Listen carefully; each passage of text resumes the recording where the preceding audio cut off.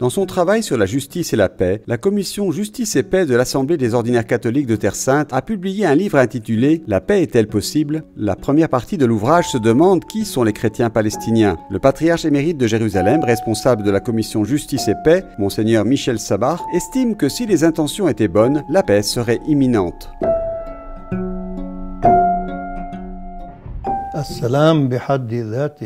La paix en soi est possible et facile. C'est difficile et impossible pour ceux qui disent « je ne veux pas de paix ». Nous avons tous la même dignité aux yeux du Seigneur.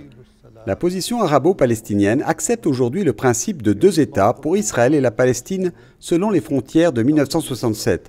La solution est simple et rapide.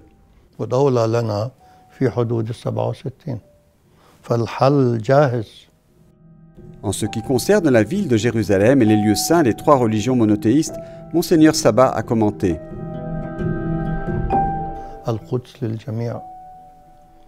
Jérusalem est pour tout le monde. Personne ne peut donc reconquérir Jérusalem et dire « elle n'est que pour moi ».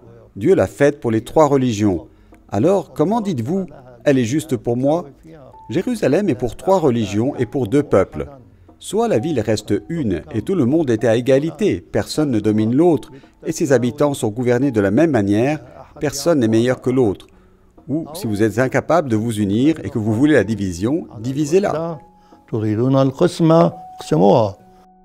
Parmi les thèmes abordés dans le livre, il y a la crise d'identité vécue par les chrétiens en Israël.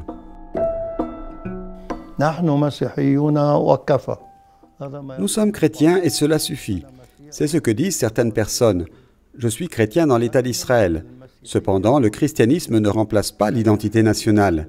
Le christianisme existe dans le monde entier et dans différents pays. Il n'y a pas de chrétien dans le monde entier qui dirait « ma nationalité est chrétienne ». Le chrétien dit « ma religion est chrétienne ». Il précise aussi que ma nationalité vient de mon appartenance à un peuple et à un pays en particulier. Et dans ce cas, j'appartiens au peuple arabe palestinien.